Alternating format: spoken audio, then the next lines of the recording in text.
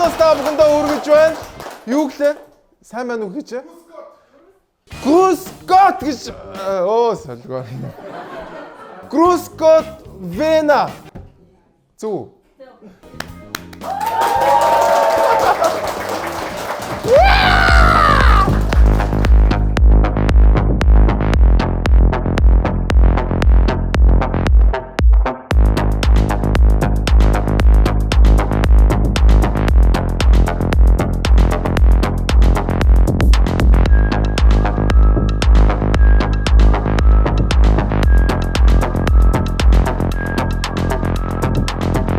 Mongolia.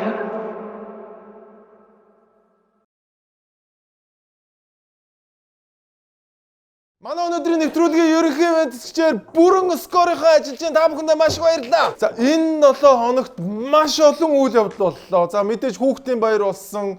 За нөгөө танхимд байгаа хоёр эмэгтэй сайд манаас хоорондоо алдцаад унлаа. Тэр дунд нь мөнх эрдэнэ хавчуулагдаж орлоо. За тэгээд дээрэс нь өнгөрсөн 7 хоногт болсон харамсалтай явдалтай холбоотойгоор онцгой байдлынхнаас бас хүмүүс нэлээд олон сурвалжлага авсан байна. За тэгээд улсын гурал дээр 9 шүдийн мэдэхгүй ойлгохгүй хуулиуд орж ирлээ. Гэх мэтчлэн маш олон сонирхолтой үйл явдлууд боллоо. Ингээд бүгдээрээ нэг нэгээр мэдээгээ үзцгээе.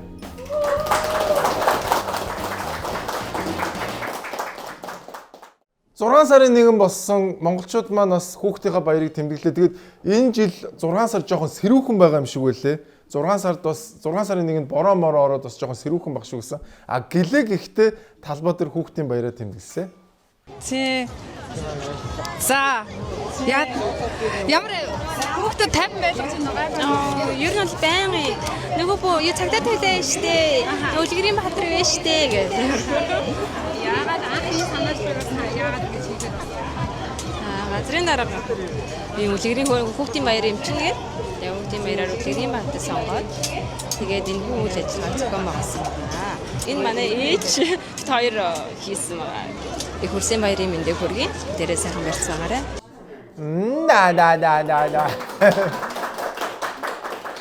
Газрын дарга нь үлгэрийн баатар болгож юм уу? За тэгээд манай цагдаагийн байгууллагын маань хүүхдийн баярт зориулж ингээд үлгэрийн баатрын дүр тавьсан байна. За нэг нь одоо тэр нэг цагдаа бол Кумпу панда болсон баг шиг байна. За Зүүтопио болсон баг шиг байна. Тэгээд хүүхдүүд маш их баяртай байсан байна. Тэгээд ямар ч байсан газрын дарга маань санаачилсан ч ихсэн тий. Тэгээд бас хүмүүс таалагдсан юм ажил хийсэн байна. За тэгээд 6 сарын 1-ний цорын ганц сенсацийг бүгдээрээ хамтдаа харцгаая. Улс хүүхдүүддээ зориулж хамгийн сүүлд 48 жилийн өмнө нэг цуслан байгуулсан байдаг. Тэр ямар нэртэй цуслан бэлээ? Найрамд л олон улсын хүүхдийн цуслан тийм ээ.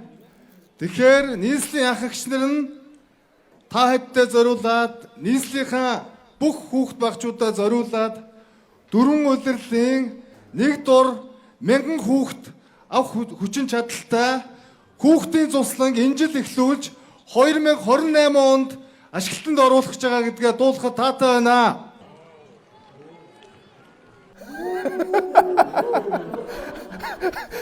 Нэг жоохон awkward явчлаа.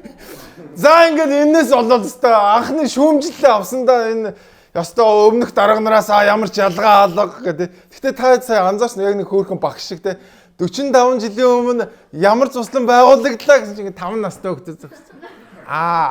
Юу Платов нөгөө найрамдлуу гэж хариулах хэрэгтэй байсан шүү нэ. Нөгөө хөлтөд чи үргэлж 45 жилийн өмнө байгаагүй юм чи яаж мэдгэдэг вэ гэдэг. Юу явна. 20 хөлтөд ч мэдэхгүй шүү тэрийг те 45 жилийн өмнө явна. Тэгээд энэ гол шүүмжлэлт дагуулсан юм юу гэхээр үгүй энэ төр заавлын цуслан байгуулж авах гэдэг юм. Яг нөгөө нэг сэлб шигээ, яг нөгөө нарлаг шигээ, яг нөгөө нэг төрийн нөгөө өнгөрсөн жил нэг хаагддаг эрдэнтийн цуслан байсан шүү дээ. Бөөс мөөс хүүхэд нь бөөсдөж мөөсдөө за тэгээд хордлого морлол юу юуж болчлоо. Юу л гидсний вирус тараад ч байлгүй те. Яг тэрнтэй адилхан дампуу юм болно. Тэгээд төр барьж өгнө гэж хэлсэн бооз. Тэгээ би энийг бичсэн чинь манай хүн чинь бас юу юм бэ? Айгу хөөрхөн Facebook дээр итгэвтэй мэн. Өөрөө доор нь орж ирээд амраа төр хувийн хвшлийн дүншлээ гэж орж ирж байлаа. Гэхдээ ер нь гэхдээ юу ч байсан яах вэ тэгэл заавал тэр төртөө ингээл түншлээд их ямар шаардлага юм те пүрв даваг минь.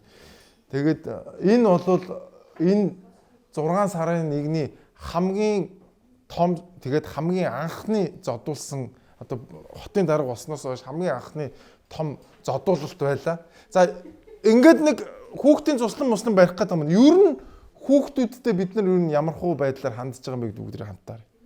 За бид бүхэн за хүүхдийнхаа эрүүл аюулгүй орчинд тоглож өсөх энэ боломжийг хязгаарлаад за ингээд чойжлаа ичдэг ийм асуудал. Тоглоомын талбайнуудын чойжлаа ичдэг ийм асуудал байдаг. Энд тоглоомынхоо талбайг ер нь та хэд нээчих болдгоо юм уу? Тэгээ энэ дотор чи энэ хүүхдүүд ч орохоор 9 жилийн юм хийн тэгээ шээж баана гадны нөгөө таншааны хідэн өвгөлтийнх нь орно тэгээд хэцүү шүү дээ. Яг тоглоё гэд ирэх юм бол жижүүр энд үүдэн дээр сууж идэг учраас нэгэд өчтдөг. Тэгээд онгорхой байлгаж болно. За уг нь хүүхдийн тоглоомын талбай дээр ингээд чөлөөтэй ингээд хүүхдүүд хөдлөөр сагс тоглож явах хэрэгтэй. Гэтэл сая та бүхэн бас харсан бах ингээд чойжлоо тайждаг ийм асуудлууд байдаг. За ингээд хүүхдийн тоглоомын талбай барьчаад цоошлоо. Дээр үд нэг тийм байдаг ш. Ингээд сервантанд ингээд хүүхдийн тоглоомнууд хийдсэн. Тэгээ нөгөө хүүхдээ тоглоулдаг нэг тийм айлууд ш. Бол чи эвдээ чинь нaan машина. Буцаа тэ. На дондогмаа чи тавьж наадгаа аглаа чинь дээр та нар юуг аглаа хэллаа гэх тэ. Тэгээ нэг сардаа нэг ганц гаргаж ирж ингээд барьж үздэг тэ. Ямар гоё дондогмаа вэ тэ. Ямар гоё машин бай гэл ингээд барьдаг байсан шиг л яг тэр сэтгэлгээ байгаас тэ. Вайн хүүхдүүд орохлоор одоо 9 шид тулгаа иждэг юм ааж гэж байгаа шиг тэ. Тэгээ ерөнхийдөө энэ хүүхдүүдтэй яаж ханддаг вэ гэдэг нь л энэчнээс харагдчихээн. Тэгээд ер нь бол хүүхдийн цуслан муслан барихаас илүү эхлээд хүүхдийнхээ аюулгүй байдлыг тий нөгөө дахиад ярмаар гон тий юунд priority буюу хамгийн чухал юм бэ гэдгээ бид нэр дахиад ирэмблэх хэрэгтэй болов. Тэгээд манайхан ч ерөөсөө тэгээд ажилд орлоо юм барина л гэдэг яриад тах хэрэггүй. Үгүй байж л да наач ингээд наад юм аюулгүй байдал мэд наад эхлээ стандарт тэр яваа юм л барина. Одоо ямар нэгэн барьмаар байна ерөөсөө мөнгө үрмээр байна татвар төлөвчний мөнгө гэлгээд ингээд идэл болцоод байгаа. Тэгээд тэрнийга төр хувийн хөвшлэл гэж хэлнэ үү, төр гэж хэлнэ үү ялгаа байхгүй. Тэгэл төрн тендерээ зарлаад хувийн хөвшлэр хийлгэж байгаагаа төр хувийн хөвшлийн түншлэл гэж яриад идэм бил. Энд чинь ялгаа авахгүй төрийн л хийж байгаа юм шүү дээ. Тэгэхээр юун чухал юм бэ гэдгийг эренблээч. Яагаад заавал нэг юм барих, байшин барих юм руу ингээ орчод идэм бэ? Болооч ээ л гэж хэлмээр байна да. Тэгээд хүүхдүүдтэй бүгдээрээ сайн анхаарал хандуулцгаая монголчууд.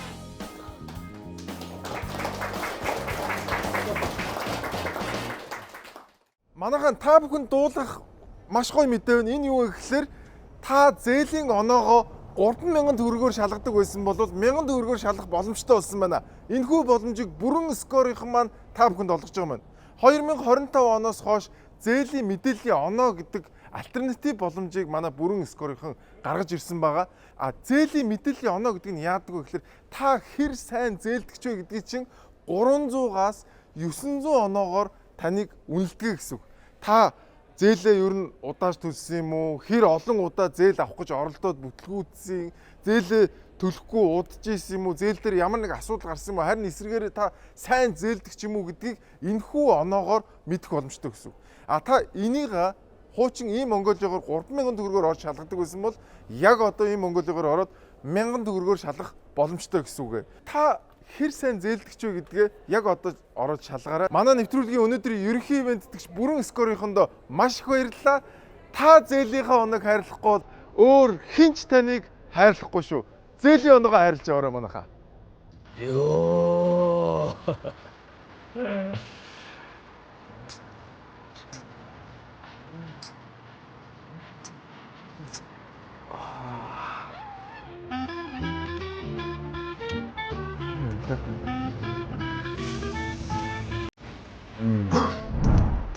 Өмнөх машиныхаа зээлийг төлөөгөөж дахиад машин авах гэж байна.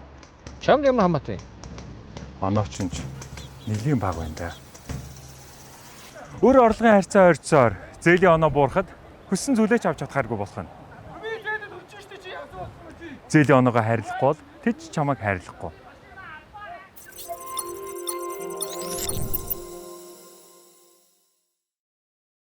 За, ерөнхий сайд энэ 7 хоногийн эхээр эдийн засгийн эрхчлөөний хууль хилцүүлэхэр болсон талаар ярьсан байна.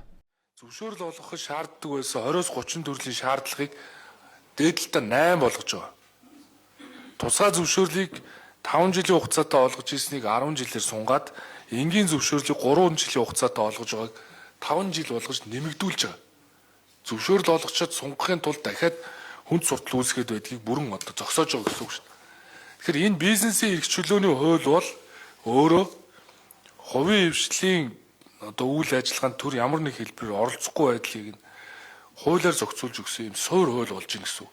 Цаашдаа хөрөнгө оруулагч нар ч Монголд үйл ажиллагаа явуулаад маргаан гараад эрх ашигын зөрчигдүүл түүнийгээ одоо арбитрт байна уу шүүхт байна уу хандахад энэ суур хуультай болж байна гэсэн үг шүү дээ. Хөрөнгө оруулагч нарыг уран дуудахад ийм шаардлагатай хууль болж байгаа. Тэр өнгөрсөн хугацаанд эхлүүлсэн ажлууд маань ингээд энэ хуулиар бол одоо бизнес хэлбэрээр би бас одоо ингээд бүрэн дуусгаж байна гэж бодоод байгаа юм. За ингээд өнөөдөр хуулийг өргөн мэдүүлэхэд бэлтэх маргааш их хуралд өргөн мэдүүлье. За ингээд 7 хоногийн 3 дахь өнөө 4 дахь өдөр бөөнөрөө гарч ирээд энэ хуулийнхаа талаар мэдээлэл маягийн хэвлэлийн байгуулалт хийсэн. Учрал байсан, дор чанд байсан. За Жэнх хоёр сайд байсан, өөр юм байла.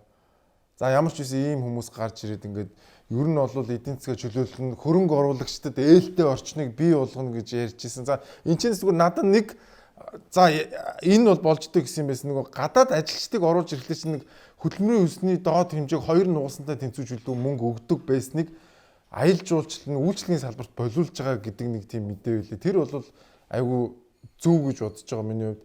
Одоо яг үйлчлэгээний салбарт бол яг үнэхээр ажиллах хүн бол маш ховор. Яг ирээл тогооч гэлдэг чинь 100 тогооч олтгоо болчдөг. Зөөгч гэлдэхлээр бас олтгоо болчдөг тий.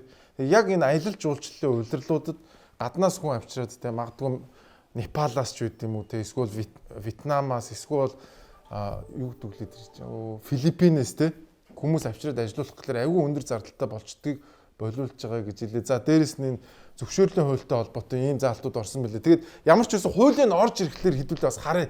Манайхан ч нэг юм ингээд нэг чихэр долоолгочод одоо сүүлдээ амар айдаг болчиход байгаа байхгүй тий.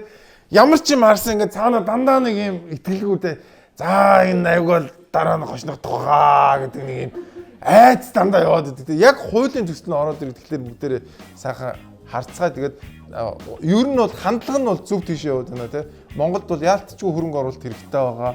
За Монголд бизнесийг чөлөөтэй төрийн дарамтгүй ажиллуулах хэрэгтэй байгаа. Тэгэхээр ямар ч үс ийм хууль энэ 7 хоногт орж ирж байгаа байна. Баярлалаа. За одоо ингээд нийслэлийн засаг дарга солигдсноос хойш хөөрхийн амтан одоо хэргийн ерөөсө Монголд болдог жишг бол тийм шүү дээ. Нөгөө дарга нар явдгууд нөгөө дарга нарын цүнхийг баригчид дандаа шоронд явдаг ийм жишг тогтоод удаж байгаа. Тэгээд тэр жишгээрээ хөөрхий нөгөө муу даваа далаа маань баларчээ манайхаа. За ажлын хэсэг байгуулсан байгаа 3 байгууллагын тагнуул, цагдаа, аюултай тэмцэх газар тий. Ажлын хэсэг бол ажилд ороод нийтдээ 20 гаруй мөрдөгчийн бүрэлдэхүүнтэй бол ажиллаж байгаа. За уг хэрэгт холбогдуулсан бол даваа далаа бол цагт орох тасан зэрэглэл гарах хэмжээ авагдсан байгаа. За мөн одоо хэрэгт бол өчтөр бас нэр бүхий иргэний бол 48 цагаар саатуулсан. Нэр бүхий иргэн хин юм бэ? Мөнх талаа. Дүүтүүний дүү гэсэн үг шүү дээ. Ээ хөрхий даваа далаагийн дүүг нь бас саатуулсан. Ингээд гэр бүлийн 2 залуу. За тэгээд одоо энэ цүнх өрөөд яваад байгаа залуучууд хэлмэр нь та нар энэчнээс аягуулсан хараарай. Та нар ингээд өдөр шөнөгүй даргаагаа долоочих гол өстой улаан цээжээрээ хамгаалаад хамаг юм хийгээ яваад идэг. А дараа нь яг шороо орондоо тулаад ирэхлээр та нар л яв шүү. Дарах чи явахгүй шүү. Ягдгүйл дарах чин цаанаа дахиад дарахтаа байгаа, хамгаалттай байгаа. Та нар л 30 хоногийн баримтлагаа тий. Даваа далаа бол одоо яг уг хүн нь бол яг ийм нэг номын залуу шүү дээ. Тэгэл одоо 30 хоногийн баримтлага тэгээд ах トゥ хоёр хоёулаа ингэж ажиллаа. За тэгээд нөгөө нийслэл огцорхоос өмнө нөгөө хийжсэн ажлууд маань одоо явж байгаа юм байна. За тэгээд та бүхэн санаж нэг үе нэг юм нэгдүгээр хороолт нэг юм дали зам барьсан байсан шүү дээ. Нэг юм сони ингэ нэг юм сохтуугаараа үгүй зам биш боржуур нэг ийм тэрний учир бас нэг нэгээрээ тайлагдчих шүү манайхаа. Яагаад ийм арал хийгдсэн, ямар учраас одоо ийм юм байгаа гэдэг ихтэй зүйлээ сонсъё. Бид нар олон хүн зогсох одоо дараагийн 2 игнээ замыгаа хөндлөн гарах хүртэл хугацааг хүлээх тийм арлыг бол гаргаж өгж байгаа. Тэр бол зориулт нь бол тийм юм. Авъя. Авчвал та нарын хүслээр авъя. Авчвал. Аваа. Нэг сонголтоо та нар бодоорой.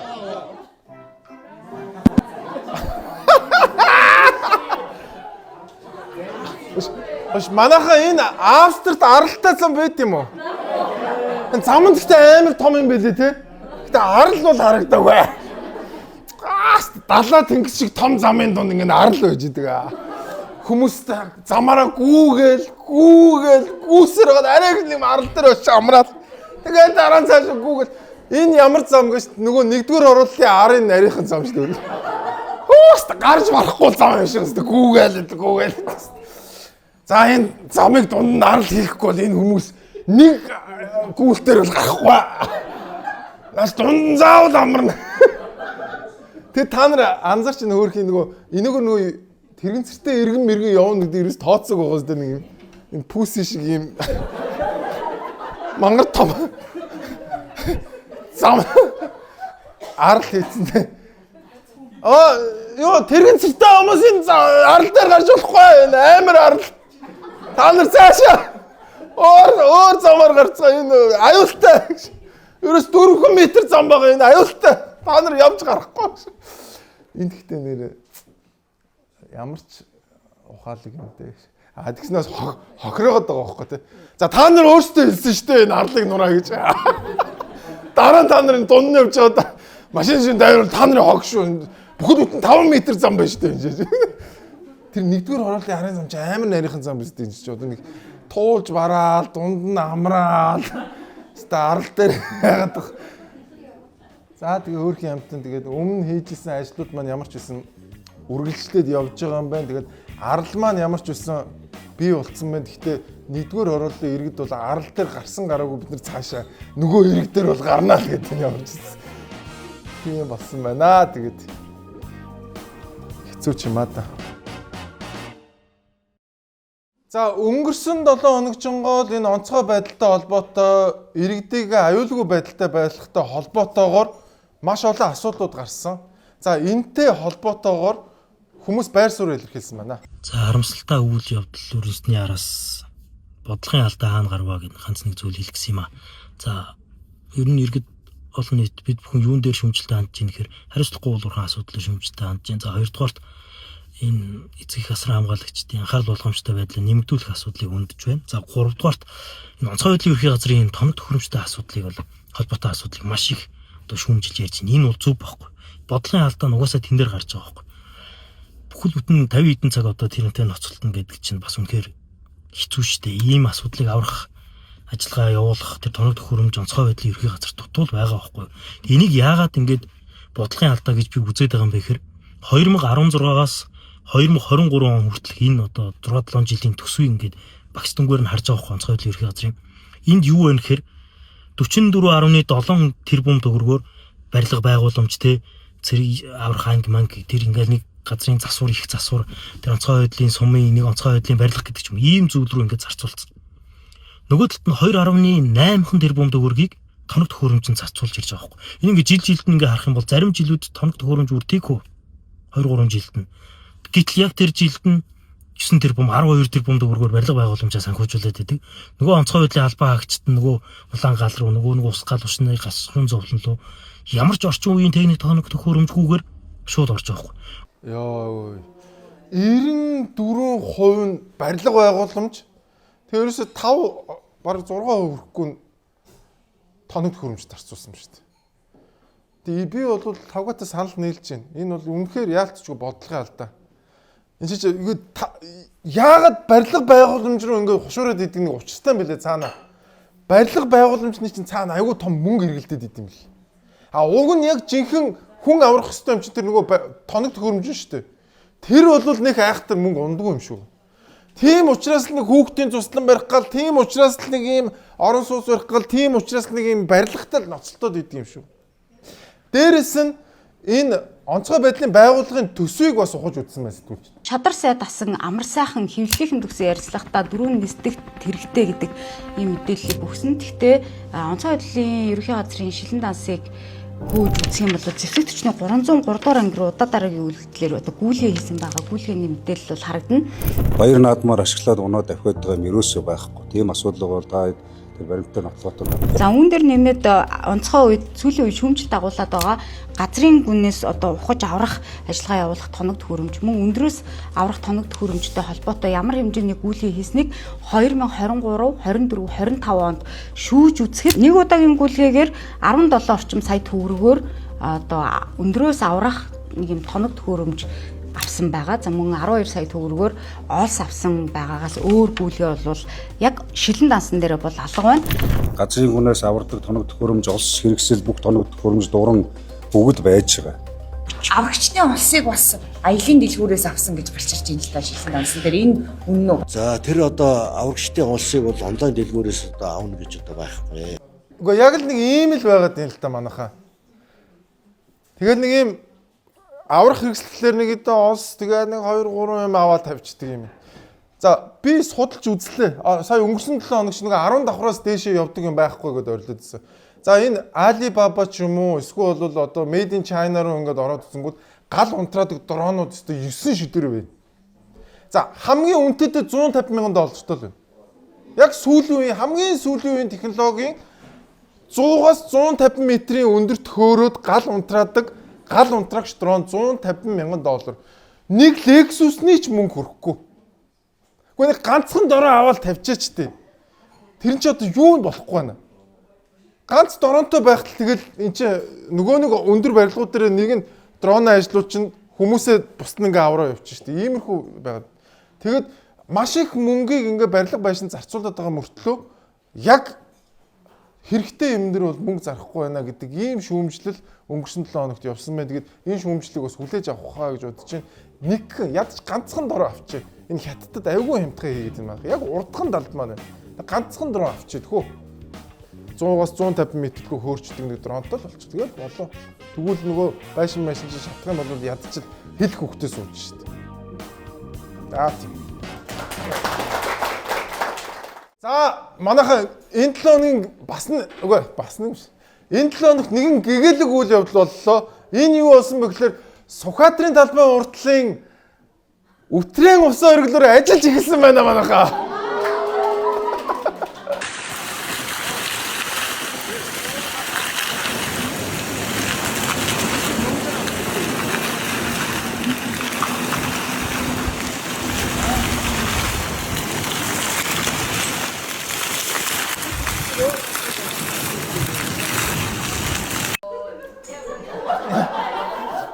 Надад ч гэсэн мөнгө өгчвөл би ингээл хийчихлээ байна. Нэг 80 настай өөгийн шээс шиг юм байгаа. Яг ориглохын хувьд бол ориглоод байна тийм ээ. Ориглоод байгаагүй бол одоо ориглоор биш юмаа гэд хэлэхлээр бол ориглоод байгаа. Гэтэ яг ориглоод байгаа мó гэхээр годогдоод байгаа.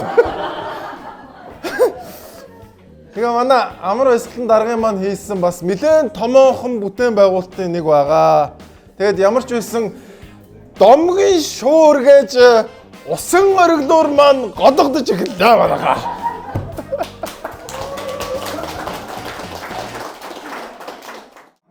Амар сайхан билүү? Амар сайхан шүү манайхаа амар сайхан. Би амар сайхан амар баясгалан хоёрыг дандаа андуурд юм аа би. Хоёулаа амартай болох. Би ч өөрөө амар төвшин шүү дээ. Яг ингээд амрууд дунд ингээд төөрөд идэг байхгүй ингээд. Айгүй хэцүү. Бүгдээрээ л амраанууд шүү дээ ерөөсөө. Одоо NTV телевизээр бас манай иргэдийн маань одоо юу гэмдэ одоо хэр орк байгаа вэ гэдгийг харуулсан нэг мэдээ авчээ. Эмнэлэгт сахиураар орсон иргэд өвчтөн гасрах, цаг тухайд нэмийг нь өгөх, тариаг нь хийлгэх, хооллох, халдвар хамгааллын дэглэм сахиулах зэрэг үүргийг хүлээдэг.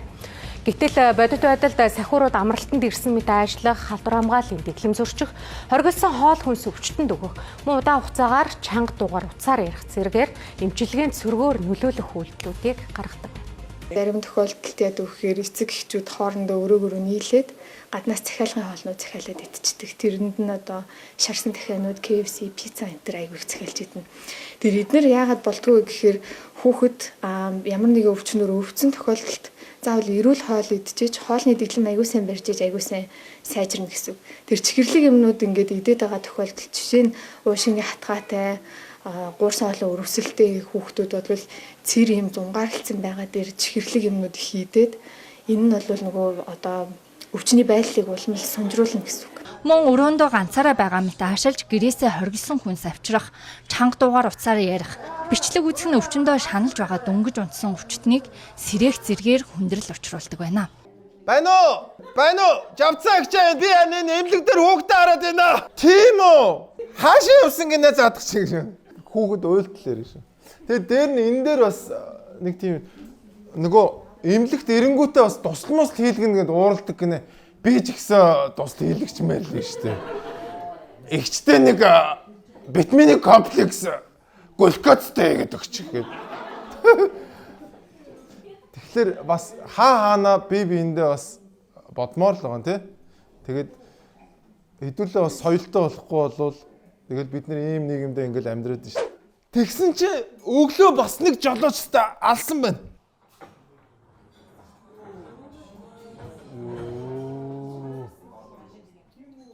Энэ аль хотгонд вэ?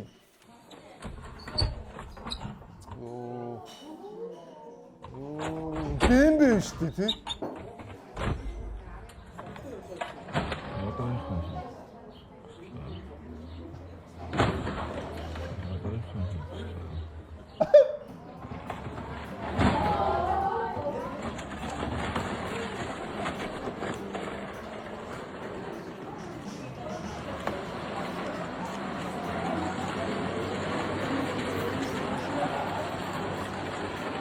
Энэ одоо яг ингэж гарчин л гэж бодоод чинь энэ гарахаар л за яг жоохон түлхэж байгаад энийг жоохон түлхэж байгаад тэр гарччихсан байгаа юм. Тэгээд юу ч болов юм да.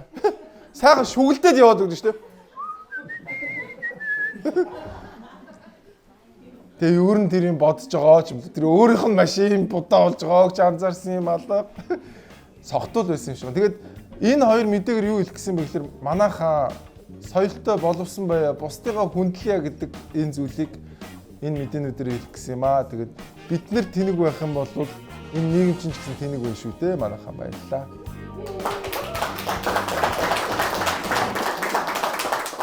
За 100 цаг болж чинь та цангаж байгаа юм биш үстэй. Хэрвээ тийм болвол яг одоо та бүхэн наашаа анхаарлаа хандуулаарай. Булган аймгийн Хангал сумаас 100 жилийн турш газрын гүнд байгалаар эрдэшсэн гайхалтай энэхүү усыг Vitafit компанийн маань та бүхэнд хүргэж байгаа маа. Энэ ус бол мэдээж тайгын сувд ус. За манайхан ийм байд юм. Balanced mineral гэдэг энэ зүйл нь бол хамгийн гоё амт чанартай. За тэгээд уухад маш гоё байдаг. Дээрээс нь хүний нөгөө биед үүдэг хорийг гадагшлуулт юм байна. Энэ яадгүй гэхээр 100 жилийн турш газрын гүнд өөрөө ус энэ минералынхаа балансыг тогтоодог. А гэтэл ямар нэгэн байдлаар дээрээс нь минерал нэмэхлээр нөгөө нэг баланс нь алдагдчихд юм байна. Нөгөө кали, магний, за тэгээд дээрээс нь дотор нь агуулгадаг эрдэсүүдийн баланс алдагдахтаар яадаг вэ гэхээр нөгөө нэг гой тэр булгийн амт нь байхгүй болчт юм. Дээрээс нь нөгөө нэг эмчилгээний чанар нь багасчт юм байна. Харин Булган аймгийн Хангал сумнаас гаргаж авч байгаа энэхүү ус нь яг жинхэнэ balanced mineral гэсэн үг юм байгаамаа. Тэгэхээр та бүхэн энэхүү гайхалтай Pearland тайг усыг зуны цангаагаа тайлж те байнга усуугараа манайхаа. Ер нь байнга усууна гэдэг бол өөрийгөө байнга цэвэрлэнэ гэсэн үг. Байнга усууна гэдэг бол та эрүүл байна гэсэн үг шүү. Хамгийн гол нь та байгалаасаа эрдэшсэн Pearland тайг усыг авч уугараа. Байгаль бүтэв харин бид танд түгээв. Pearland тайг. Дэлхий дээр нийт 10.5 сая метр куб унтны зориулалтын ус бий. Хэдий юмч үүний ердөө нэгээс бага хувийг уухад тохиромжтой эрдэсчсэн гүний ус эзэлдэг.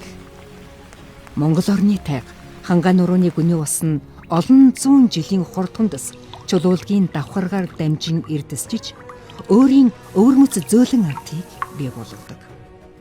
Байгаль эхийн хөвлөд бүрдсэн эрдэсийн тэнцвэр тусыг байгалаар нь танд зориулан савлав. Тайхын совд дотоод тэнцвэрийн их ундраг. Энэ 7 хоногт улсын хурлын хамгийн царайлаг гэж хэлэхлээр бас нөгөө л гомч байгаа. Царайлгуудын нэг Цэнгүүн гишүүн анхныхаа өөрийн санаачилсан хуулийг батлуулсан байна.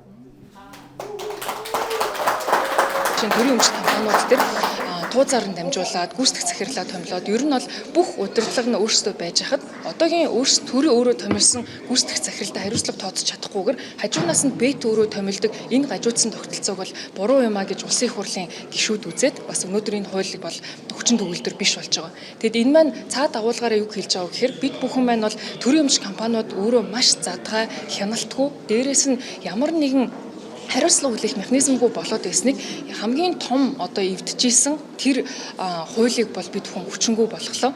Одоо ингээд цаашдаа бол төрийн өмч компани удирдлагыг солихдоо төрийн өмч бодлого зохицуулалтын газар тухайн одоо төрийн өмч компани төлөөлөн удирдах зөвлөлийн гишүүд нь хуралдаад за тэгээд гүйцэтгэх захиралд одоо шинээр томилох сонгон шалралтын дагуу хийгээд за ингээд тухайн гүйцэтгэх захирал алдаа гаргасан бол гүйцэтгэх захиралтаа бас ингээд хариуцлага тооцдог механизм нь өөрөө бий болж байгаа. Браво! За манайха энэ гэхдээ бүр амар чухал зүйлийг байхгүй болгосон шүү. Энэ яасан бэ гэхээр бүгд найрамдах Монгол ард улсын хуулиар тэрийг одоо зомби бий болгоод амьлуулж авчираад одоо энэ бүгд найрамдах биш зүгээр Монгол улсын одоо шинэ үндсэн хуулийн энэ орчин дээр нэг юм бэт гэдэг нөхөр авчирнгуудаа дураараа хүний өмчийг дээрэмддэг. Дээрээс нь энэ бэт гэдэг хүнд хууль үйлчлэхгүй байсан. Компани хууль үйлчлэхгүй. Бусад хуулиуд үйлчлэхгүй дураараа дургна. Тэр компани төр хүссэн юм аа хин. Нөгөө захирал махирал борд ямар ч хамаа авахгүй.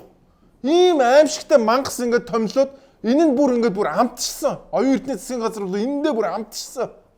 За ингээд ийм одоо ийм зомби бий болгоод хүнийг дээрэмддэг тэнцээ төрийн хулгай дээрмэ ямар ч хараа хялтгүй хийдэг болгоцсон байсан юм аа. Энэ хуулийг энэ босоод ирсэн байсан зомбиг байхгүй болгосон гэсэн үг. Энэ бол маш айхтар мисэн шүү. Энэ бол одоо ер нь бол амар том буянтай ажил хийсэн.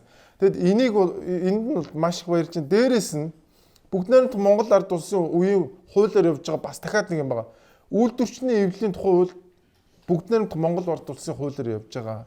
Энэ хуулийг яаралтай өөрчлөхгүй бол дахиад одоо нөгөө нэг орчин үеийн хуультайгаа үндсэн хуультайгаа зөрчилддөг нэг ийм асуудал үүсээд байгаа шүү. Тэгээд Цэнгүүн гишүүндээ дахин баярлалаа гэж хэлмээр байна. Энэний дараагийн хийх юм нь өөрөө бас хэлчихлээ. Төрийн өмчийн компаниуд дээр хяналтыг сайжруулсан тэр бас дахиад тэнцээ чин дураараа дургаж дунд ч мөрөж ирж байгаа шүү. Энийг хязгаарлах хуулийн төслийг санаачлана гэдгээ ярьж илээ. Тэгээд босоод ирсэн байсан зомбиг байхгүй болгосонд баярлалаа.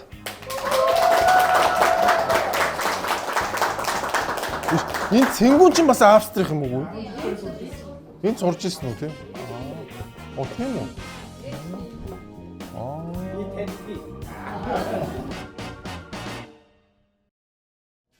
За энэ 7 хоногт Харвардын коммунист нэрээрээ алдарсан ховдоос Харвард руу номын эзэн тий одоо дружба хочид найрамдал маань хэвлэлийн байгуул хийсэн байна. За яг миний гарт Монгол Улсын засгийн газраас яг түрүүчийн 7 хоногт буюу 5 сарын 26-нд өргөн барьсан ашигт малтамлын тухай хууль яг энэ 7 хоногт хийгдэх гэж байна. Энэхүү хуулийн 47-гийн 5 заасан зэсийн амнатыг зэсийн ашигт малтамлын нөөц ашигласны төлбөрийг нэмэлт зэсийн амнатыг 3 дахин бууруулах ийм төсөл орж ирсэн байна.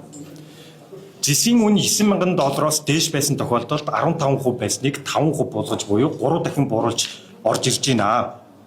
За нэгдүгээрт дэлхий дээр зэсийн үн түүхэн хэмжээндээ гарч өсөж байгаа.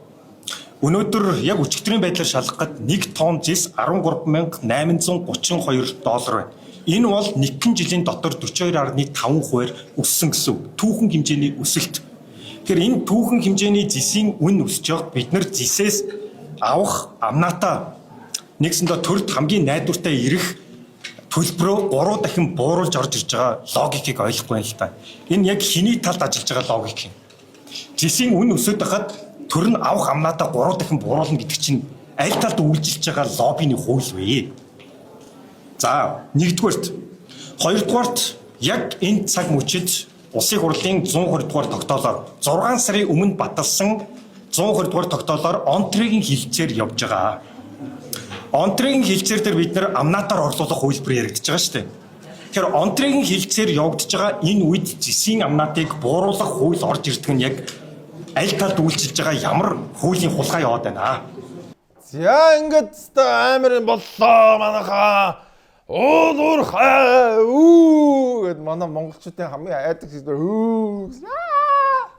За тэгээд хуучин уул уурхайн дидсэд хийжсэн уянгаа гişүн бас хариу өгсөн. За нэгдүгээрт оюут толгой төсөлтэй холбоотой ашигт малтамлын нөөц ашиглалтын төлбөрийн хувьтай холбоотой их асуудлууд яригдаад ах шиг байна. Энэ дээр тайлбар өгье. Тэгэхээр 2009 онд оюут толгой төсөл төр хөрөнгө оруулалтын гэрээг байгуулсан байдаг. За энэ үед байгуулахдаа хөрөнгө оруулалтын тухай хуулийн дагуу байгуулсан. Угаасаа хөрөнгө оруулалтын гэрээг ингэж байгуулдаг. Онтрой дээр хийх хөрөнгө оруулалтын гэрээг мөн энэ хуулийн дагуу явуулна. Ашигт малтамлын тухай хуультай хамаагүй гэсэн үг. 2009 онд ашигт малтамлын нөөц ашигны төлбөр хэвээрээ л өндөр байсан.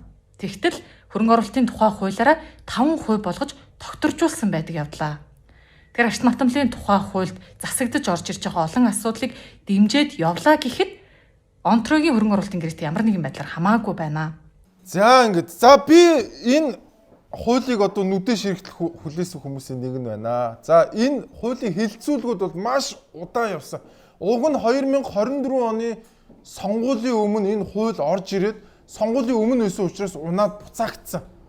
За ер нь энэ хууль яг ямар учиртай хууль юм бэ гэхээр та бүхэн санаж байгаа бол оюут толгоогоос хойш Монголд барууны хөрөнгө оруулалт, томоохон хөрөнгө оруулалт орж ирээгүй.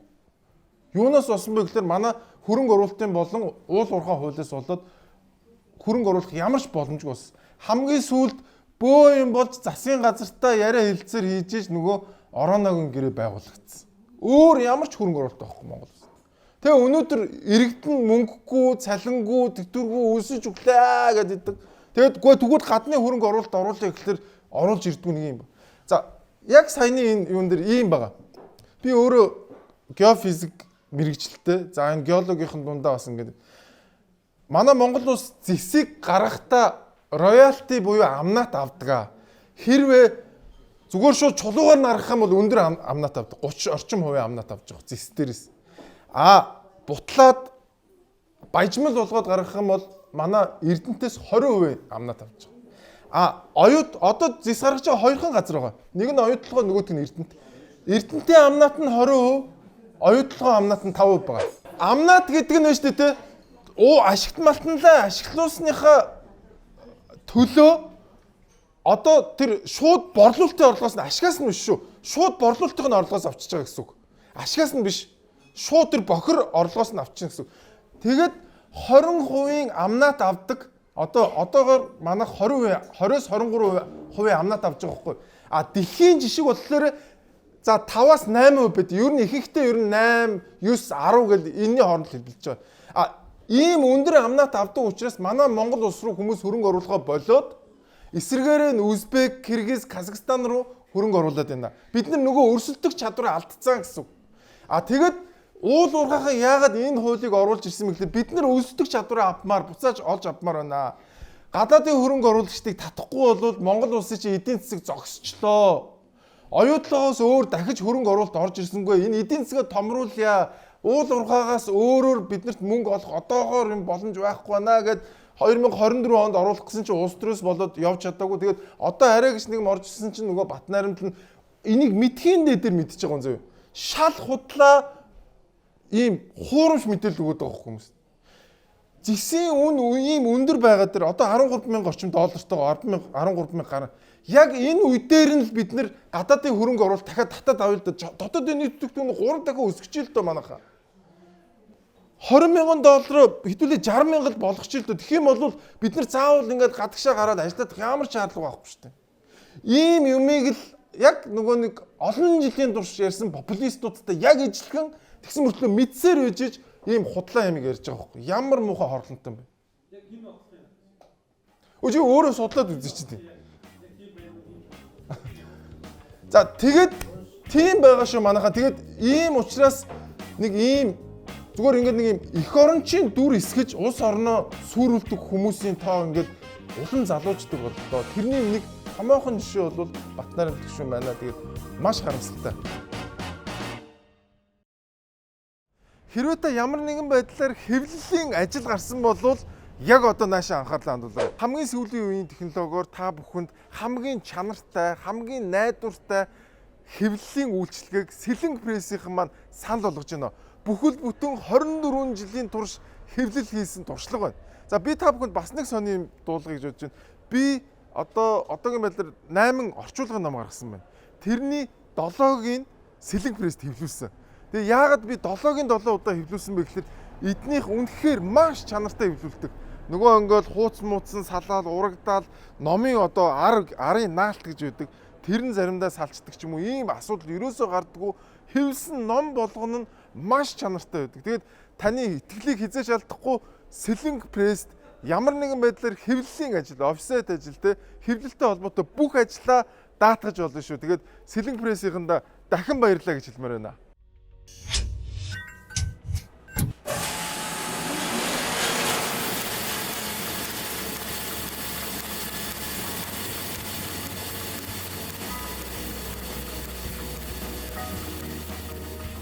Сэлэнг пресс компани хэлхийн чанарыг Монголд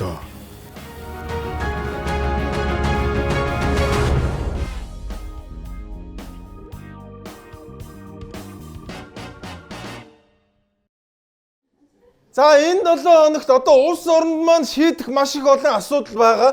Тийм учраас улсын хурлаар амар чухал нэг асуудал хэлэлцээ. 93 наадам маань яг 3-90 наадам аа. Яг 3-90 наадам. 93 наадам гэдэг чинь эр хүний гурван ин хийдэг наадмыг хилдэг байсан юм байлээ. Энэ бол яг бүх түүхээрээ нотлогдож байгаа зүйл ээ. Нэг эрэгтэй хүн бол одоо энэ гурван гар наадна гэж ойлгож байгаа зүг. Одоо жишээлбэл бүгчүүд өнөөдрөөс эхлээд сурын бэлтгэлд гарах хэрэгтэй байна. Морио өөрөө унж уралдах юм байна. Манай Ваасан жаргал гишүүний хэлээд байгаагаар нөгөө хүүхэд бол морь унахгүй болж байгаа юм байна гэдэгтэр би айгүй том дэвшил гарч ийн гэж хараад байна. 93 наадам биш 390 наадам болоо шүү. Гэхдээ нэр нь гэхдээ эн чинь өөр юм биш үү те.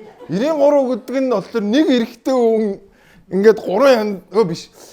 3 наадмыг нэг тусдаа эрэгтэй хүн игээд 390 наадам нэг наадам гэхээр 3 янзын ямаар нэг эрэгтэй хүн юм ингээд. За тэгээд одоо улсын хурал дээр бөө хэлцүүлэг бол. За энэ 43 гишүүн хуулиа уншсан юм уу да?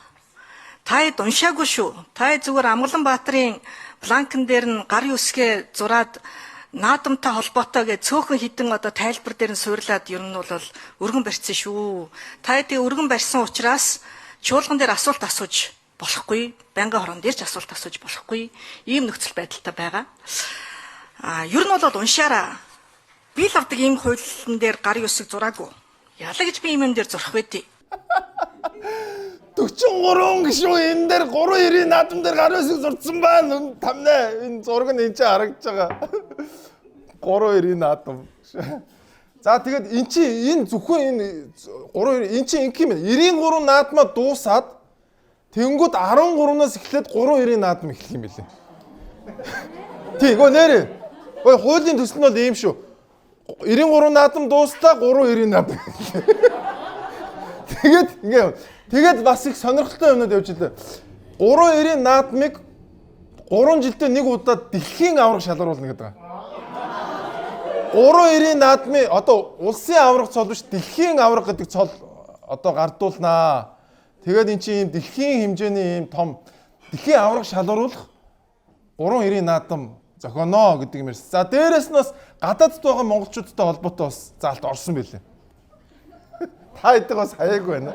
93 наадам зөв юм уу 390 наадам зөв юм уу одоос би нэг сайн ойлгохгүй зүйл байгаа ч саяас тодруулсан. Дараагийн нэг асуудал нь одоо гадаад амьдарч байгаа монголчуудаас ирсэн санал гэж бас сая хэлж явах шиг байна. Гадаадд одоо баяр наадам зохион байгуулад тэнд одоо бас 64 бүх хөрөлдөх юм бол сумын зан начин 128 барилдах юм бол аймгийн арслан гэдэг ингээд цолууд олгоё гэсэн хуулийн төсөл гарч ирж байна. Тэгээ би энэ дээр хэллээ.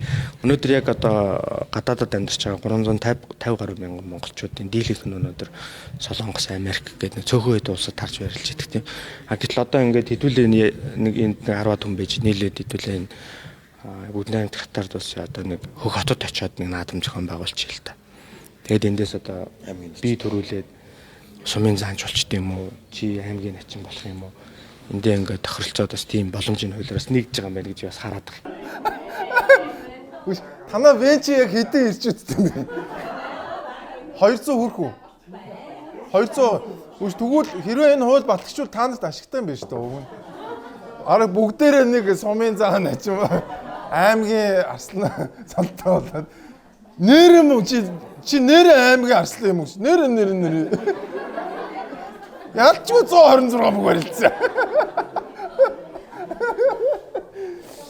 За тэгээд энэ чи хоёр хууль орж ирсэн байгаа. Нэг нь сайн зураг гишүүний бас баяр наадмын тухай хууль орж ирсэн. Энэ яасан бэ гэхээр нөгөө ковидын үед нэг наадам өнжөөд залуучдын холбоо наадам зохион байгуулсан. Тэрний цолыг нөхөн олгоод дээрээс нь бас дахиад өмнө барилж исэн хүмүүсийн цолыг нөхөн олгоё гэдэг нэг юм хууль орж ирсэн. Нөгөөх нь 3-9 наадам гэдэг юм хууль орж ирсэн. За тэгээд Лодо самбуу гишүү яг нүдийг олж чадсан.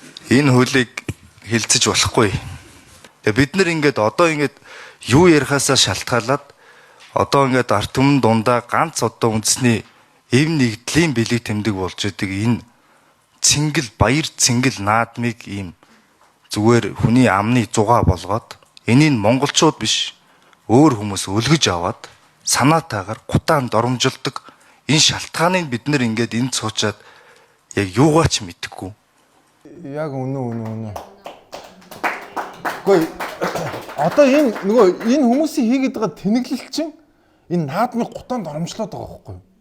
Гэхдээ энэ чинь одоо бидний өв соёл болсон одоо хамгийн чухал зүйл шүү дээ. Тэнийг аваачаал ингээд 3-9 наадам гээл тэгэл Монгол даяараа ингээл тэрийг шоолоод инээлтэл. Энэ Лодо самбууг хийсэн бол маш зүг санагцсан. Тэгээд хэдүүлээ бас нэг учиртай байдгүй. Энэ бол яг үндэ шүү дээ. Waste of time.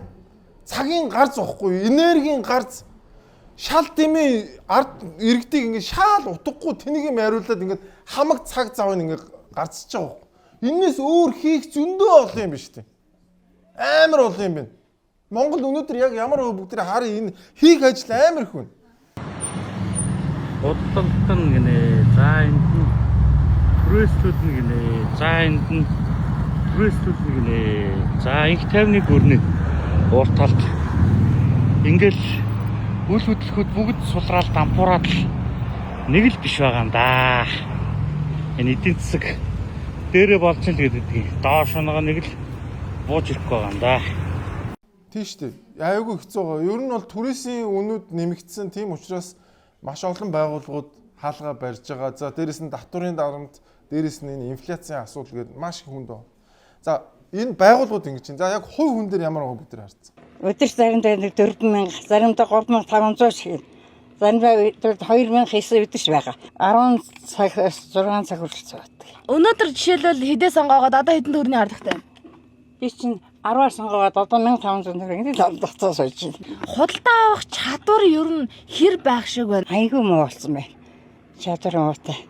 Голдол нэг хөөхтүүд нэг 200 төгрөгийн бараанаас чинь 1 төгрөг, 100 төгрөг, 200 төгрөгөөр удаж нэг тэгэлээ шүү дээ. Хөөхтүүдээр л 8 эзэгч шүү дээ. Өөр юм хийж байгаа юм байна. Өдөрт одоо ингээд нэг 3-4 мянган төгрөгийн орлоготой байгаад тахаар та одоо энэ авсан барааныхаа мөнгө төгрөгийг эргүүлж олох, эргэлдүүлэх ийм боломж байх юм уу? Байхгүй шүү дээ. Энэ чинь одоо нэг сарын дараа явах гэж үзэхэд чинь 50,000 заас болохгүй байгаа шүү дээ. Тэгтээ бас барай явчихдаг юм аа яхаа. Тэгээд нэг юм жоохон юм аваад тэгээд иймэрхүү юм аваа шүү дээ. Тэгээд сая өсөр нэг бараан жуулаа гэж бодсон чинь үнэнс амар хатсан ба шүү дээ. Та энэ түүцнээс өөр ямар орлого юм байгаа дээ? Тэтгэврийн мөнгө аваад энэ түүцээрээ өөр ер нь яаж болгож ийн? Амьдрал ер нь ямар байна? Миний тэтгэврийн мөнгө чинь одоо эм тарианд л явчихж шүү дээ. Би сая одоо 8 сарын хэвтчихэд одоо 4 удаа эмзэгтэл хонгооч хэвтлээ, төлөвлөлтөө хэвтлээ тийм. Тэгээ бас зээлэг авсан би одоо. Сая төгрөгийн зээлэгтээ сууж шүү дээ. Одоо түүцэний нэгээд бас Тэгээ им тэрэг авах гал. Им нэ жоохон үнэтэй байна. За иймэрхүү. Чи одоо юу гэсэн мө өдөрт 4,000 төгрөг гэдэг чинь 1 евро хүрэхгүй орлого олно гэдэг чинь 8 цаг ажиллаж штэ 10-аас 18 цагийн хооронд гэдэг чинь 8 цаг ажиллаад 1 евро хүрэхгүй байна. Ер нь бол амьдрал ийм байна. Бид нар тийм 3-9 наадам хилцэж явах тийм ямар амар завтаан бэ? Юу вэ? What the fuck? Гүнэрэ юу хийгээд байгаа юм бэ? За тэгэд улсын хурал дээр одоо юмны үн өсөөд байна. Тэгээ улсын хурал дээр бас юмны үнэ яаж буулгах тухаас ярьжээ. Энэ жил бараа бүтээгдэхүүн үнийн өсөлт ард иргэдийн амьдрал маш том одоо цохилт өгч байгаа. Хөдөөдөө малчт нь орлого багтаа байгаад байдаг. Тариаланчт нь орлого багтаа тэгсэн мөртлөө хамгийн их өсөж байгаа нь бүтээгдэхүүн тариаланчтад тарьж байгаа төмс хөнсөн нөгөө малчтын өсгөж үржүүлж байгаа махны үн. Тийм болохоор одоо энэ жилийн бас тариалалт одоо дуусаагүй байна. Тариалалтаа анхаарч яаж одоо ариун ихийг тийм үү тарьж ургуулах уу? Төмс хүнсний нөгөө тарьж байгаа ард иргэдээ тариаланчтай яаж дэмжих үү? Мал сүргээ бас өсгөх гээд одоо үржүүлж байгаа малчтаа яаж дэмжих үү? Энэ дээр тодорхой том одоо цогц яаралтай бодлого явуулж ээж ирэх намар бид нэр мал сүрэг маань өсч махны нийлүүлэлт нэмэгдэнэ. Газар тариалангийн салбартаас гурилын үн өсөхгүй, төмс хүнсний нөгөө нь өсөхгүй бах суур бүрднэ. За нэг ийм байгаад шүү манайхаа. Нэг ийм одоо хүмүүсийн толгойг нэг мар эргүүлж ин зөө. Инфляцийг юмны үн өсөх гэж ойлгуулад байна хүмүүст. Инфляц гэдэг бол Монгол төгрөгийн худалдаа авах чадвар буурч байгаа үзэгдлийг хэлж байгаа. Махны үн өсөд байгаа мөртлөө малчтын карманд мөнгө багасаад байна гэдэг нь энэ бол үнийн өсөлт биш. Энэ бол инфляц واخгүй да. Инфляц гэдэг бол татвар гаргахгүйгээр хүмүүсийг татварлаж байгаа хамгийн муухай хэлбэр. Энийг маш олон эдийн засгчид хэлсэн байдیں۔ Зүгээр мөнгө хэвлээд өөрийгөө санхүүжүүлэнгуудаа таны карманд байгаа мөнгөнд дэвсгэртийн худалдаа авах чадварыг унгачиж чинь гэсэн үг. Бид нар хичнээн татвар буулгая гэж орилсон ч гэсэн инфляцаар дахиад биднийг татварлах боломжтой байхгүй. Тэгэхээр энэ үн өсөөдийн инфляц гэдэг энэ хоёр ойлголтыг холиод нэг ойлгуулах нь өөрөө хүмүүст хамгийн амар осолтой ийм ойлголт үүдэн шүү. Энийг маш олон эдийн засгчид хэлсэн байдیں۔ Энэ хоёрыг ингээд улс төрчид ингээд нэг юм шиг ойлгуулж агаад та нарыг инфляцаар татварладаг шүү гэд хэлсэн байдیں۔ Тэгэд энэ явж байна. Тэгэд би бол энэ бол цэвэр Монгол банктай холбоотой үзэгдэл явагдаж ийн гэж бодож байна. За тэгээд гол хэлэх гэж байгаа санаа нь амьдрал ийм байгаад байна. Гэтэл манай дарга нарын хийж байгаа юм нь 3-9 наадам хилцээ сууж байна да. Харамсалтай. Манай өнөөдрийн нэвтрүүлгийн хамтран ажиллагчаар Stolichnaia брэнд хамтран ажиллаж байна. За Stolichnaia брэнд маань 80 жилийн турш домог болсон. Тэгээд маш цэвэр тунгалаг тийм брэнд байгаа. За яагаад цэвэр тунгалаг вэ гэхлээр би та бүхэнд тайлбарлаж өгье. 3 удаа нэрж 6 удаа шүүдэг юм байна. За эхний шүүлтүр нь кварцын чулуугаар шүүдэг. Хоёр дахь шүүлтүр нь хус модны нүүрсээр шүүн. Дахиад кварцын чулуугаар шүүн. За хамгийн сүүлд нь маш нарийн даван шүүлтүрээр шүүдэг учраас маш гоё цэвэр тунгалаг тийм гоё амтыг гаргаж чаддсан юм байна. Тэгээд та 80 жилийн түүхтэй домог болсон Stolichnaia-г амтлаад үзээрэй. Stolichnaia 80 жилийн түүхтэй домог байна. За нэг эмэгтэй азтан болсон байна заяа. Би өөрөө нөө өнчин өрөөс өссөн болохоор за тэр өнчин өрөөсөн хүүхдүүдийн суглаа гэдгийг нь авъя гээд 25,000 төгрөгөөр тэр суглааг нь аваад зүгээр тэгэл буян болж ин гээл орхисон байгаа штэ. Тэгээд 5 сарын 20-нд авсан суглаа 31-нд над руу 7 цаг өнгөрж явахад ярьж байгаа. За та суглаанд оролцсон уу гээл тэгж машин hodсон байна. Одоо Lexus 570 маркийн машин hodсон байна гэхээр хүү яана тийм үү гээл одоо өстө нөгөө итгэн штэ. Супер азтан болсон байна. Одоо маргааш өглөө Ярамгийн юун дээр ирж Porsche дээр ирж машина гардаж авнаа. За та сая 800,000 төгрөг шилжүүлнэ гэдгийгсэн. Гана гэдэг хүний пейс байгаа штэ энэ дэр чинь. Одоо хараа зураг нь ийм шар мотоциклтай, джинс өмөдтэй, бор ягтай, цэнхэр цамцтай цаашаа алдсан ийм хүний зурагтай. Би болохоор ингээд амар итгээд үнэмшээд те. За би өстө дахиж гадагшаа явж ажиллахгүй те. Монголтай амьдрах нь үр хүүхдтэйгээ ээжтэйгээ хамт амьдрах нь гээд бүр хам тэр таслахгүй гээд байгаа штэ. Тэнгүүд хамаг амьдралаа яриад уйлаад баярлаад бүр тэгж явж байсан байхгүй. Дансныхаа нөгөө нэг гүйлгээний утган дээр зөвхөн утасны дугаар бичээрэй гэсэн байсан. Тэнгүүд би утасны дугаараа бичээ баян жаргал гэж бичээд за ёндоо гээд гүйлгээний утгаар нь явуулсан байхгүй юу? Тэгээ байхгүй. Яана хөөх юм тий. Тэгээд тэр таад мессеж нь уншуу сая би чамд ямар их итгэлээд гэтэл чи намайг яаж байгаа юм бэ гэдээ хөөх юмд бүр ингээд сэтгэлээрээ бичсэн. Гэхдээ энэ л өөрчин бол бас тэнэг л өөрчин байна. Би бол тэгж Lexus 5 дал хожиж байгаа юм бол яахлаараа Porsche-гоос очиж авд тий. Энд ч одоо мөнгө хатаагаас очиж авах хэрэгтэй үстэй яаж. Энэ бас айгүй муу л өөрчин байна. Тэгээд өөр хямтан тэгээд хүн ингээд сэтгэлнээ өөрчлөөр ингээд өөрдүүлдэг юм. Тэгээд энэ мэдээг яагаад гаргаж байгаа гэхээр сүүлийн үед энэ онлайн заллин гэдэг юм бол ихсэн биш үү монголчуудаа. Тэгээд болгоомжтой байгаарай. Заллиулва манайхаа. Болгоомжтойгоор. Манайхан чи гинэ шүү. За дараагийн мэдээгээ бүгд хамтдаа үзье. Би өөрөө ч мэдэхгүй маань энэ.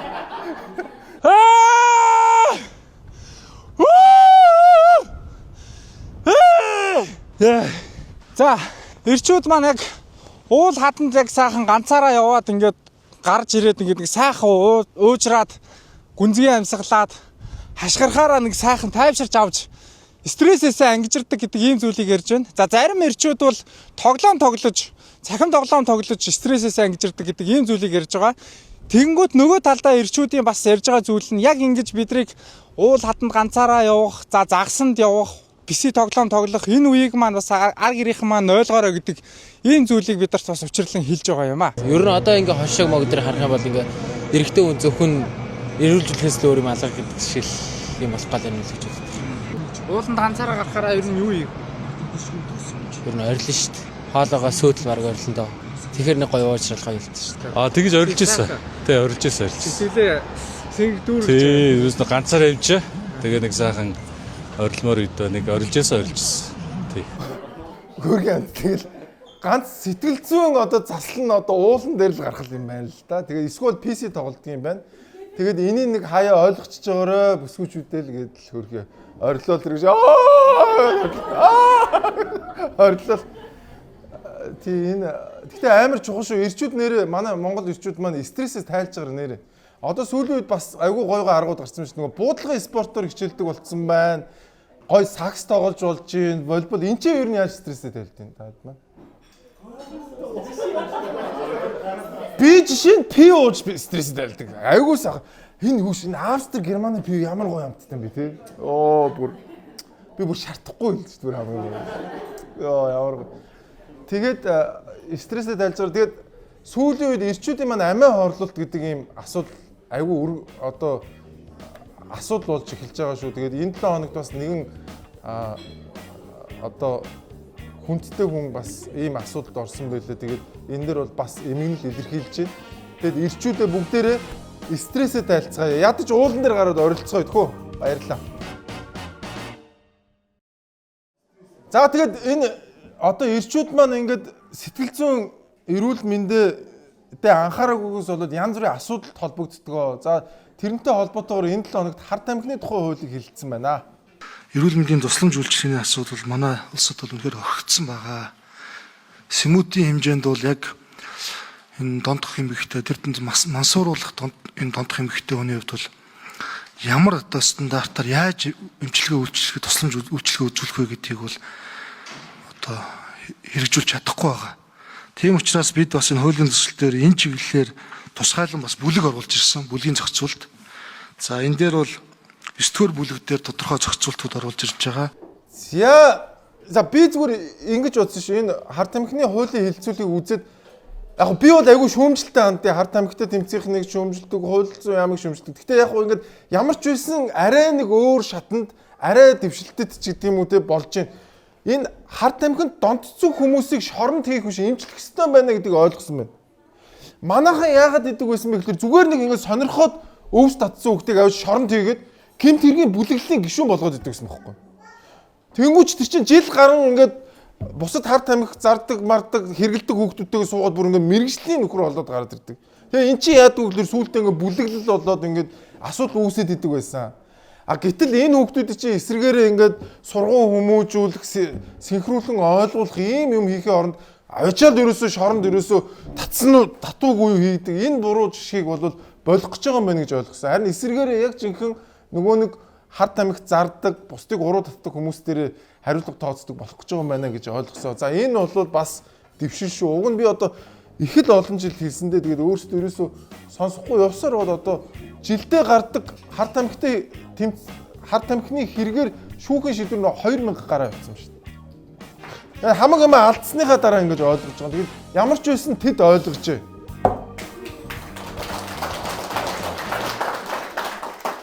За ингээд энэ 7 хоногийн гигадик мэдээ үзье. Ноог шигдэрж байгаа юм сайхан гэдэг. Имээ нөгөө тэтгэврийн зээл авч гисэн. Тэгээд эмийнхээ тэтгэврийн зээлээр ерөөхдөө эхлээл. Тэгээд бас нөгөө бас хөөрхөн мөнгө орсоо. Яг энгийн төвштэй байсан. Тэгээ амбар хийгээд тэгээд 10,000 босгоол ерөөхдөө яг нөгөө жижигхэн байшин чаашаа ерөөхдөө яг нөгөө бүтцэн бол байшин гол юм. Амжиргаа болохоор нөгөө бүсээр гайгүй чөлөөтэй зарчиж байгаа юм байна те. Тэгээд шууд шидээл шууд хийтэндээ бараг маргааш нэг өдөр тий. Монголда амжиргаан дээр айхдаг ч гэх юм. Тий нөгөө тайцсаа давхар ингээд нөгөө кофе шоп ажиллах хажуугаар тайцны ажиллаа гэдэг нөгөө ингээд бас зүгээр суугаад сайн шүү дээ. Оо яа.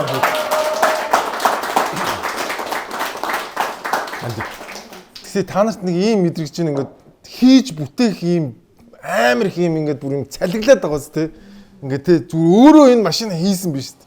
Тэгээд ингээд бизнес хий мөнгө олъё амьдралаа сайжруулах гэсэн ийм залуучууд монголоор дүүрэн байна. Одоо гол нь энд ороос нь ингээд нэг пуужин ингээд асаагаад ингээд дээшээ хөөргөд явуулчихвал нэг тийм жижигхэн зочлол хэрэгтэй. Жижигхэн ингээд гал жоохон гал өгч. Дэмжлэг биш шүү манайхаа. Одоо манайхаа дэмжинэ гэл одоо үнгүй зээлмэл биш. Зүгээр л дарамтлагаа болж хааж хорхоо болж те зүгээр л энэ зүгээр л let it go тийм сте зүгээр наад хүмүүсээ явуулчих өөртөө угаасаа хамгийн гоё кофегаа чанаад хамгийн гоё юмаа хийчин тэгээд ийм залуучууд монголоор дүүрэн байна тэгээд Монголын ирээдүйн маань гэрэлтэй байна дээрэс нь би өнөөдөр энэ Австрийн монголчуудаар амар бахархлаа ягаад гэвэл энэ ч амар лаглаг ажил хийж байгаа маш гоё сургууль төгссөнтэй энэ ч нэ үнэхээр лаг явж байгаа залуучууд зөндөө одоо чинь ингээд энэ ч ингээд ресторан Монгол ресторан ажиллуулж байна би тэнцэн ингээд ирээд шоугаа хийж дээ. Тэгэд үнэхээр Монгол залуучууд маань хийж бүтээх тэ суралцах, Монгол улсаа хөгжүүлэх маш их ирмэлцэл байна. Бүр ингээд зүрхэнд нь ингээд тэр галанд буцалж байна. Тэгэд энийг зүгээр л бити бөхөөгөөч л гэж гомоор. Тэгээд маш олон залуучууд байна. Баярлалаа.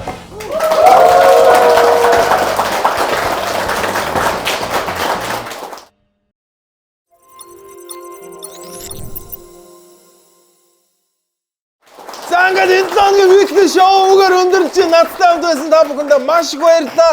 Энэ 7 хоног Австрийн Вен хотоос та бүхэндээ хүрэлцсэн та бүхэндээ маш их баярлалаа.